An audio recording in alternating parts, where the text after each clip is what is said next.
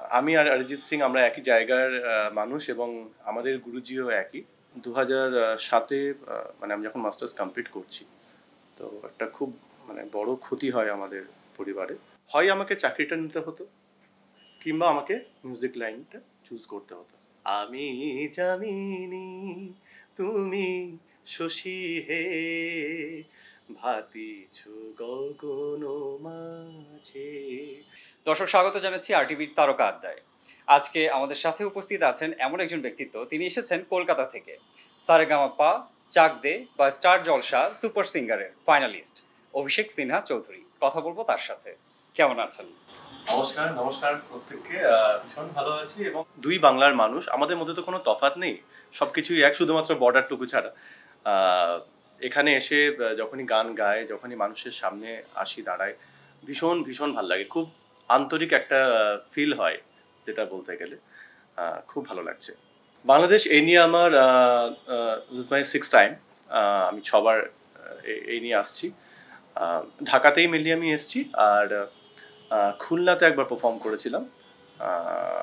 ব্যাস, এটা আবার ঢাকাতে 5th টাইম আমার। তো আমার অরিজিনাল বাড়ি মুর্শিদাবাদে চিয়াগাঞ্জে, পশ্চিমবঙ্গে। আমি আর অরিজিৎ সিং আমরা একই জায়গার মানুষ এবং আমাদের গুরুজিও একই, শ্রী রাজেন্দ্র প্রসাদ হাজারি মহাশয়। সেখানে আমার ক্লাসিক্যাল শিক্ষা, মিউজিকের। তারপর আমি সঙ্গীত প্রভাকর কমপ্লিট করি ফ্রম এলাহাবাদ ক্লাসিক্যাল ভোকাল, এবং তারপর আমি কলকাতায় চলে আসি আমার পড়াশোনা কমপ্লিট করার জন্য। আমি কলকাতা ইউনিভার্সিটি থেকে সোশিওলজিতে মাস্টার ডিগ্রি কমপ্লিট করি, এবং তারপরেই সারেগামাপা, তারপরে সারেগামাপার auditions, selected, and throughout journey শুরু হয় মিউজিকে প্রফেশনালভাবে। এবং সারেগামাপার পর থেকে তো বহু মানুষের আশীর্বাদ, ভালোবাসা পাই এবং all over India, out of India shows করতে থাকি। এবং তার পরের বছর বম্বেতে যাই। বম্বেতে চক দে বলে একটি প্রোগ্রাম হয়েছিল, যেখানে সেলিম সুলেমানজি, রবীন্দ্র টন্ডনজি ওনারা যাচ্ছিলেন। তো সেখানেও আমি ফাইনালিস্ট হই, এবং তারপর থেকে আমার পথ চলা শুরু হয়ে যায় সেরকমভাবে। 2 বছর আগে আমি সুপার সিঙ্গার সিজন 3-তে ছিলাম, এবং সেখানে আমি ফাইনালিস্ট হই, যেখানে সোনু নিগমজি, কুমার শানুজি, কৌশিকী চক্রবর্তী ম্যাম, ইনারা মেন জাজ ছিলেন।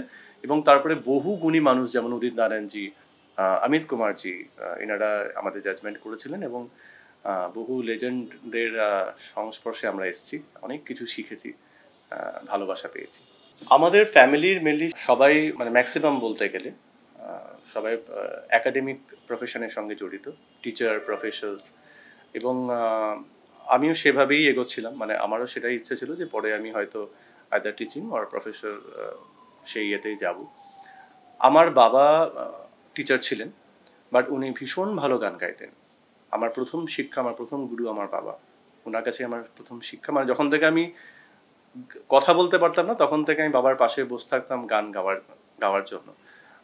প্রতিদিন বাবা গান নিয়ে বসতেন, হারমোনিয়াম নিয়ে বসতেন, এবং বাবার পাশে বসে আমি শুধু ওই যে বলতাম, আমি শুধু শুনতাম, তখন তো কথা বলতে পারতাম না। তো সেই সময় থেকে বাবা বহু পুরনো বাংলা গান খুব ভালো গাইতেন।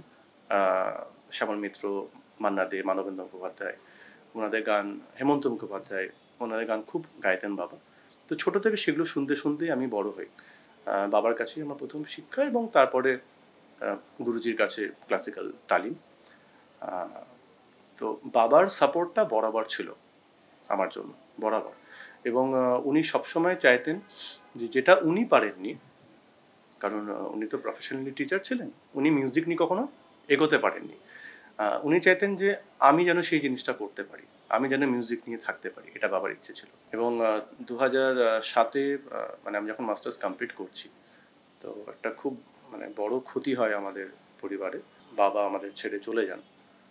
তো সেই সময়টা অনেক স্ট্রাগল করেছি, অনেক ওই ওই সময়টা আমি ভীষণ একটা খারাপ সময়ের মধ্যে দিয়ে গিয়েছিলাম।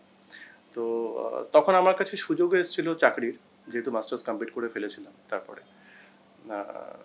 এবং সেই সময় সারেগামাপার অডিশনও শুরু হলো। এটা একটা অদ্ভুত, দেখুন, ডেস্টিনি বলুন বা যাই বলুন, চাকরি আমি পেয়েও গেছিলাম একটি। আর সারেগামাপার তখন অডিশন আমি দিয়েছি, আমার তখন রেজাল্টও আসে। হয় আমাকে চাকরিটা নিতে হতো কিংবা আমাকে মিউজিক লাইনটা চুজ করতে হতো। সঙ্গীত।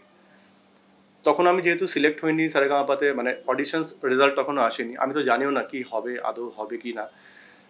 আমি একটা বিরাট বড় ডিসিশন নিয়েছিলাম ওই সময় যে আমি চাকরি ছেড়ে আমি মিউজিককে চুজ করেছিলাম, শুধুমাত্র আমার বাবার কথা ভেবে। কারণ উনি সবসময় চাইতেন যেন আমি মিউজিকে থাকি, মিউজিক নিয়ে থাকি। এবং সেজন্যই বলুন, দেখুন আজকে মানে ওনার আশীর্বাদ বলুন বা যেটাই বলুন, আজকে আমি মিউজিক নিয়েই আছি। এবং আজকে মিউজিকের জন্যই আমি এত এত দেশ ঘুরছি, এত এত মানুষের ভালোবাসা পাচ্ছি। হয়তো চাকরি করলে সেটা কখনোই পেতাম না।